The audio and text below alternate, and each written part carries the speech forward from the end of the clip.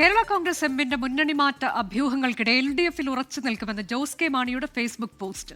ആദ്യ പോസ്റ്റ് തിരുത്തി ഇറക്കിയ കുറിപ്പിലാണ് LDF-ൽ ഉറച്ചു നിൽക്കുമെന്ന് അവകാശപ്പെടുന്നത്. LDF-ൽ തുടരുമെന്നറിയിച്ച മന്ത്രി റോഷി അഗസ്റ്റിനും പ്രമോദ് നാരായണൻ MLA-യും പോസ്റ്റ് ഇട്ടതിന് ശേഷമാണ് ജോസ് കെ മാണി നിലപാട് അറിയിച്ചത്.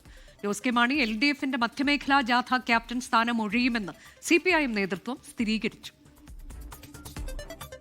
UDF പ്രവേശത്തെ ചൊല്ലി കേരള കോൺഗ്രസ് എമ്മിനകത്ത് രൂക്ഷമായ ഭിന്നത നിലനിൽക്കുമ്പോഴാണ് ജോസ് കെ മാണിയുടെ നിലപാട് പ്രഖ്യാപനം. ഇടതുമുന്നണിയിൽ ഉറച്ചു നിൽക്കുമെന്ന് ഫേസ്ബുക്ക് പോസ്റ്റിൽ ജോസ് കെ മാണി വ്യക്തമാക്കി. ആദ്യ പോസ്റ്റിൽ തിരുത്തൽ വരുത്തിക്കൊണ്ടാണ് ജോസ് കെ മാണി പാർട്ടിയിൽ ഭിന്നതയില്ലെന്നും കൂടി അറിയിച്ചിരിക്കുന്നത്.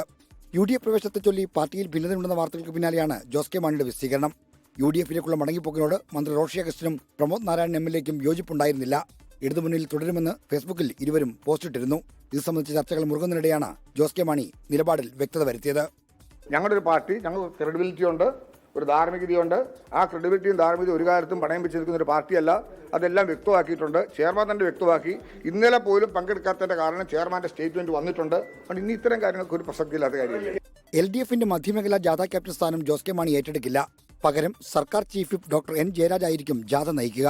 UDF ഇന്നത്തെ സ്ഥിതിയിൽ തിരിച്ചു വരാൻ ഒരു സാധ്യതയില്ലെന്ന് മനസ്സിലാക്കിക്കൊണ്ടാണ് കനകൂലിൻ്റെ പുതിയ ഉപദേശമാണ് എങ്ങനെയെങ്കിലും അപ്പുറത്തുനിന്ന് ആരെങ്കിലും പിടിക്കാൻ പറ്റുമോ, അതിനുവേണ്ടി ആരെ പിടിച്ചാൽ ഊരെ പിടിക്കാമെന്നുള്ള രൂപത്തിൽ എല്ലാവരുടെയും പുറകെ ഇങ്ങനെ നടക്കുക. ഒരു ആത്മവിശ്വാസം ഇല്ലാത്തതിൻ്റെ ഭാഗമാണത്. ജോസ് കെ മാണി വിഭാഗത്തിന്റെ മുന്നണി മാറ്റം UDF ചർച്ച ചെയ്തിട്ടില്ലെന്ന് കേരള കോൺഗ്രസ് ജോസഫ് വിഭാഗം ചൂണ്ടിക്കാട്ടുന്നു. ആരുടെയും പിന്നാലെ നടക്കേണ്ട എന്നാണ് പറഞ്ഞതെന്നും ആരും വരേണ്ട എന്ന് പറഞ്ഞിട്ടില്ലെന്നും കേരള കോൺഗ്രസ് എക്സിക്യൂട്ടീവ് ചെയർമാൻ മോൻസ് ജോസഫ് പ്രതികരിച്ചു. അങ്ങനെ ഏതെങ്കിലും ഒരു സാഹചര്യത്തിൽ അവരെ കൂടി ചേർക്കേണ്ടതുണ്ടെങ്കിൽ UDF ആലോചിക്കട്ടെ. ആലോചിക്കുമ്പോൾ കേരള കോൺഗ്രസിന്റെ അഭിപ്രായം പറയാം. ഞങ്ങൾ ഇതുവരെ ഈ വിഷയത്തിൽ എതിർപ്പ് പ്രകടിപ്പിച്ചുകൊണ്ട് ഒരു സ്റ്റാൻഡ് എടുത്തിട്ടില്ല. Political desk 24.